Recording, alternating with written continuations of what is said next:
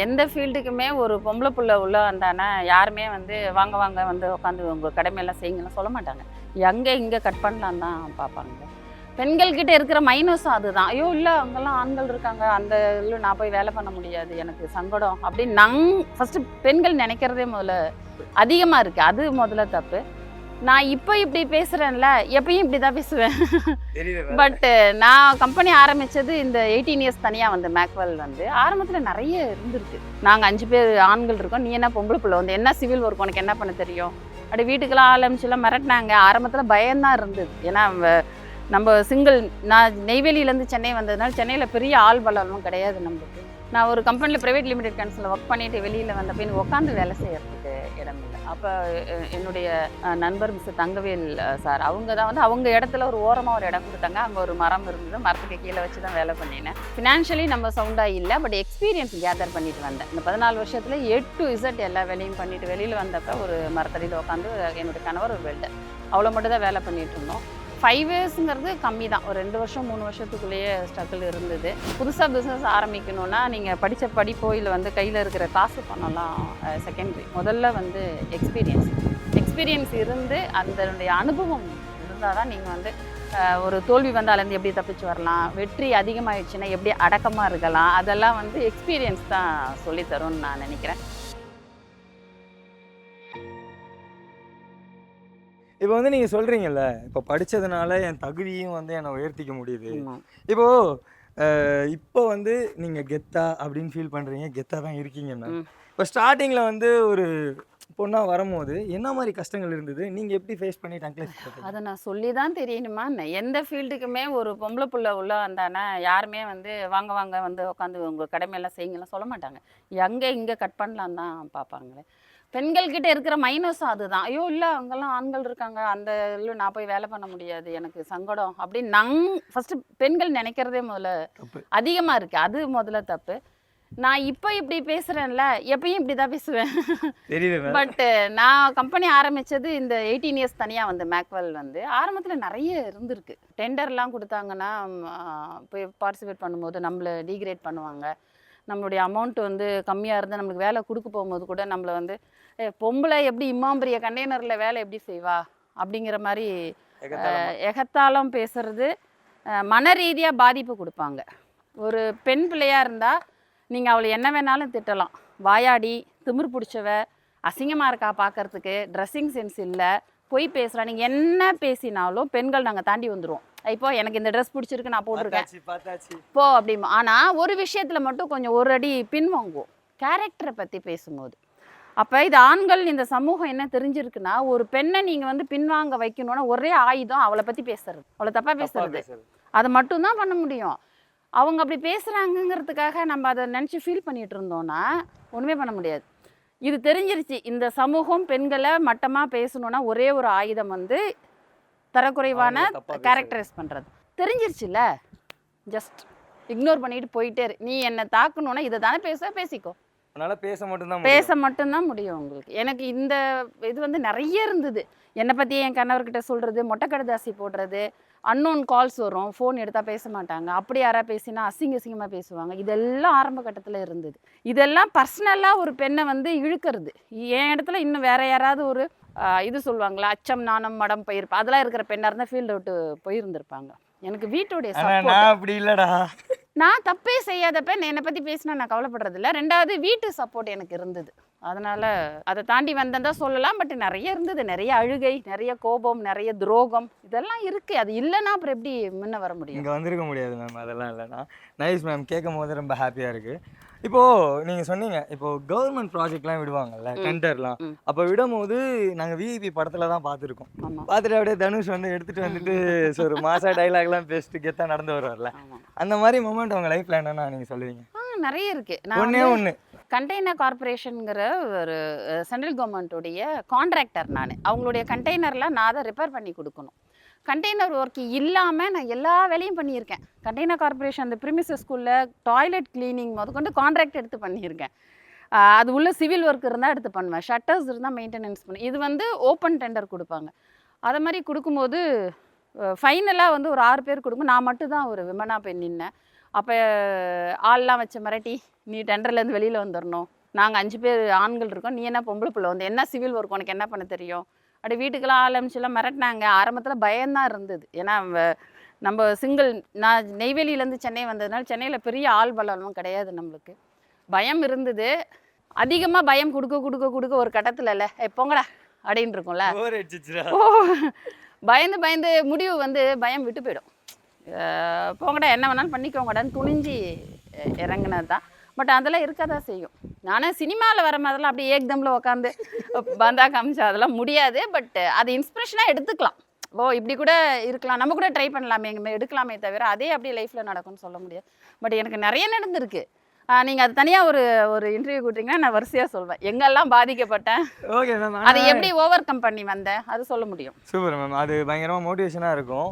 இதை பார்த்த உடனே அடுத்தது இன்டர்வியூ எடுக்க வந்துடும் மேம். ஆனால் நீங்கள் ஃபேஸ் டு ஃபேஸ் ஒன்று ஃபேஸ் பண்ணியிருப்பீங்களே, இப்போ இவங்கெல்லாம் வந்து பின்னாடி முதுகில் குத்துனாங்க, ஸோ அதை நான் டேக்கிள் பண்ணி முன்னாடி வந்தேன்.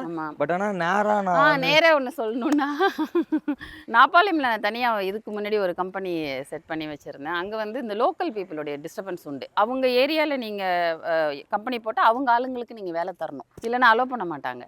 சரி வேலை நான் தரேன், உனக்கு என்ன வேலை தெரியும்னா, எனக்கு ஒன்றும் வேலை தெரியாது, டெய்லி வருவேன், அட்டண்டன்ஸ் போடுவேன், போவேன், சம்பளம் கொடு, நான் தர முடியாது சொன்னேன். பெரிய பெரிய கம்பெனிஸில் வந்து இது வந்து எழுதப்படாத சட்டம் இது. அந்த ஏரியா ஆளுங்களுக்கு வேலை கொடுக்கணும். நான் அது தர மாட்டேன்னு சொல்ல போக அந்த லோக்கல் ஆளுங்கள்லாம் வந்து என்னுடைய ரூம்லேயே அந்த லுங்கிலாம் கட்டிட்டு தண்ணியெல்லாம் அடிச்சுட்டு வந்து அப்படியே என்னுடைய டேபிள் மேலேயே கால் போட்டு, நான் எங்கள் அப்பா இல்லை எனக்கு, அதனால் அப்பாவோடைய ஃபோட்டோலாம் வச்சு டெய்லி கும்பிடுற இடம் அது மேலே இப்படி காலை தூக்கி போட்டு வச்சு, அப்போ தான் நம்ம உள்ளே இருக்கிற சொர்ணாக்கா வெளியில் வந்தாங்க.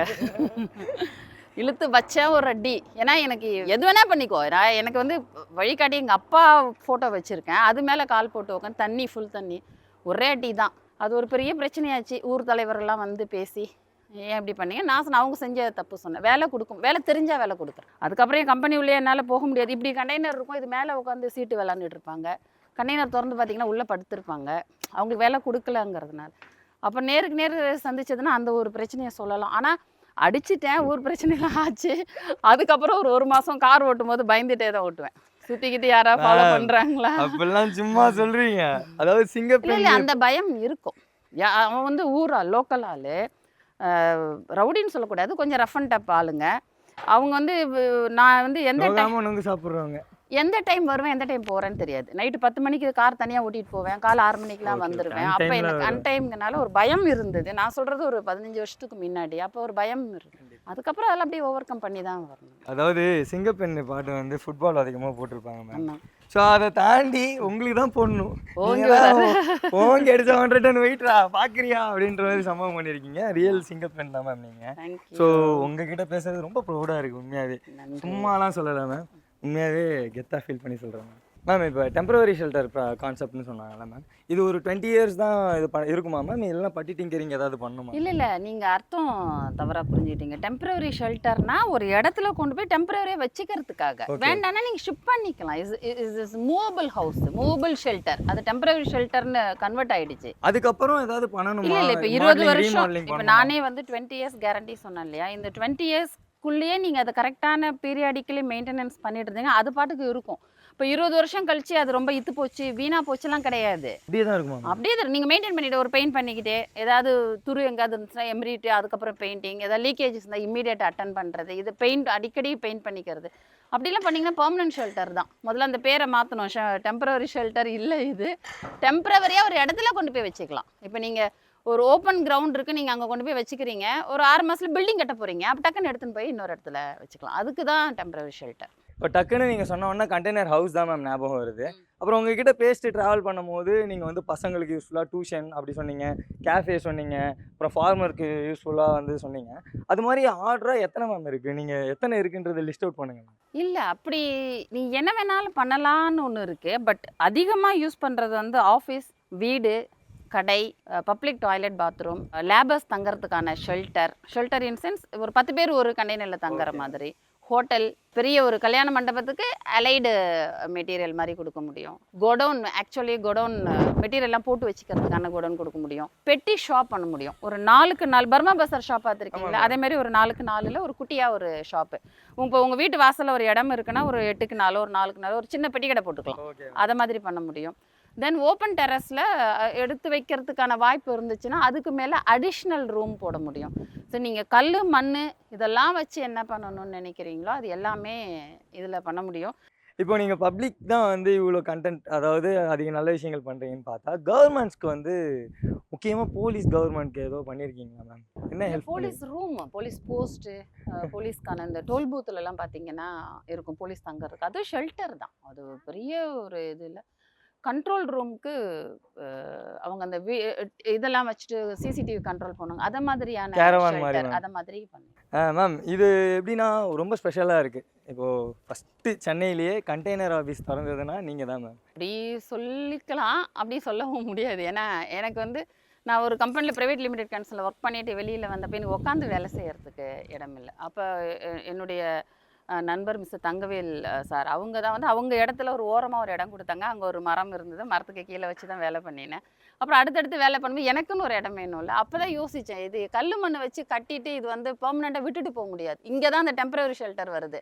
டெம்பரவரி ஒரு கண்டெய்னர் கொண்டாந்து வச்சு அதில் ஜன்னல் கதவை வச்சு உள்ளே உட்காந்து அப்படி கொஞ்சம் கொஞ்சமாக டெவலப் பண்ணி ஏசிலாம் போட்டு பக்கா பண்ணுற மாதிரி கொண்டு வந்துச்சு, அப்படி சொல்லிக்கலாம்.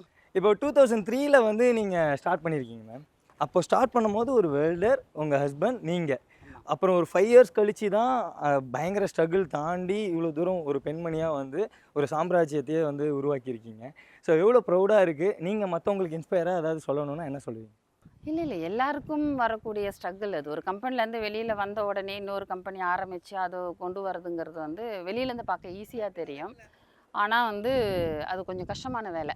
ஏன்னா 14 வருஷம் ஒரு கம்பெனியில் ஒர்க் பண்ணிவிட்டு ஃபினான்ஷியலி நம்ம சவுண்டாக இல்லை, பட் எக்ஸ்பீரியன்ஸ் கேதர் பண்ணிட்டு வந்தேன். இந்த 14 வருஷத்தில் A to Z எல்லா வேலையும் பண்ணிவிட்டு வெளியில் வந்தப்போ ஒரு மரத்தடியில் உட்காந்து என்னுடைய கணவர் ஒரு வெல்டர், அவ்வளோ மட்டும் தான் வேலை பண்ணிகிட்டு இருந்தோம். 5 இயர்ஸுங்கிறது கம்மி தான். ஒரு 2 வருஷம் 3 வருஷத்துக்குள்ளேயே ஸ்ட்ரகிள் இருந்தது. எனக்கு நான் யாருக்காவது அறிவுரை சொல்ல சொன்னீங்கன்னா நான் என்ன சொல்லணும்னா, புதுசாக பிஸ்னஸ் ஆரம்பிக்கணுன்னா நீங்கள் படித்த படிப்போ இல்லை வந்து கையில் இருக்கிற காசு பணம்லாம் செகண்டரி. முதல்ல வந்து எக்ஸ்பீரியன்ஸ் இருந்து அதனுடைய அனுபவம் இருந்தால் தான் நீங்கள் வந்து ஒரு தோல்வி வந்தாலேருந்து எப்படி தப்பிச்சு வரலாம், வெற்றி அதிகமாகிடுச்சுன்னா எப்படி அடக்கமாக இருக்கலாம், அதெல்லாம் வந்து எக்ஸ்பீரியன்ஸ் தான் சொல்லித்தரும்னு நான் நினைக்கிறேன். இது அறிவுரையாக இல்லை, என்னுடைய அனுபவ உரையாக சொல்கிறேன். Okay ma'am. ஆனால் இப்போது இது ஒரு டவுட்டு, ஒரு ஆசை வரும்ல, இவ்வளோ விஷயம் இவங்களுக்கு தெரியுது. ஸோ பட் ஆனால் இப்போது சிவில் இன்ஜினியரிங் படித்தா வந்து கன்ஸ்ட்ரக்ஷன் கட்டலாம் மேம், வீடெல்லாம் கட்டலாம். பட் ஆனால் இதுக்கு வந்து கோர்ஸ்லாம் இருக்கா மேம்? உங்ககிட்ட திடீர்னு ஜாயின் பண்ணணுன்னா அவங்களுக்கு நீங்கள் என்ன சொல்லுங்கள்? இல்லை, எங்கள் கண்டெய்னரில் சர்வே லெவலுக்குலாம் ஐஏசிஎல் எக்ஸாம்லாம் இருக்குது, அது வேறு லைன் அது. பட் எங்களுக்கு வேணும்னா கட்டிங் ஒர்க் தெரிஞ்சுக்கணும், ஃபிட்டர் ஒர்க் தெரிஞ்சுக்கணும், வெல்டர், பெயிண்டர், இதெல்லாம் நீங்கள் படித்து வரதை விட இதெல்லாம் எக்ஸ்பீரியன்ஸில் வர்றது தான். அதை மாதிரி ஆட்கள் தான் எங்களுக்கு, கார்பெண்டர், இதை மாதிரி ஒர்க்கு தான் எங்களுக்கு தேவைப்படும். ஓகே மேம், உங்ககிட்ட பேசினது ரொம்ப சந்தோஷம். அதை தாண்டி நாங்கள் கவனித்த விஷயங்கள் வந்து ப்ரௌடாக சொல்லணும்னா, நீங்கள் ப்ராடக்ட் ரா மெட்டீரியல் எடுக்கிறதா இருக்கட்டும், அது தமிழ்நாட்டுள்ள எடுக்கிறேன், எங்கேயும் போகனா இங்கேயே தேடுங்க, எல்லாமே இருக்குது, நல்லாவே இருக்குது. அதை தாண்டி எல்லாமே தமிழ் பீப்புள்ஸாக வச்சுருக்கீங்க. ஸோ அந்த விஷயங்கள்லாம் வந்து சூப்பராக இருக்குது. இதை வந்து கண்டிப்பாக சொல்லணும். எப்படின்னா பெட்டிக்கடை to 5 ஸ்டார் ஹோட்டல் வரையும் கண்டெய்னராக கட்டி பயங்கரமாக கலக்கிக்கிட்டு இருக்கீங்க. ஸோ நீங்கள் எங்களுக்கு பயங்கர ஒரு இன்ஸ்பிரேஷன். எங்களுடைய வியூவர்ஸ் ஐபிசி மங்கைக்கு நேயர்ஸ்க்கு வந்து பயங்கரமான இன்ஸ்பிரேஷனாக இருப்பீங்க. அக்கா வந்து எனக்கும் இதுக்கும் சூப்பரான ஒரு வீடு ரெடி பண்ண போயிட்டாங்க. ஸோ இது மாதிரி சூப்பரான ஷோவில் செம்மையான மங்கையோடு நான் வந்து உங்களை சந்திக்கிறேன். டாடா பாய் பாய். நான் உங்கள் விஜய் சேது.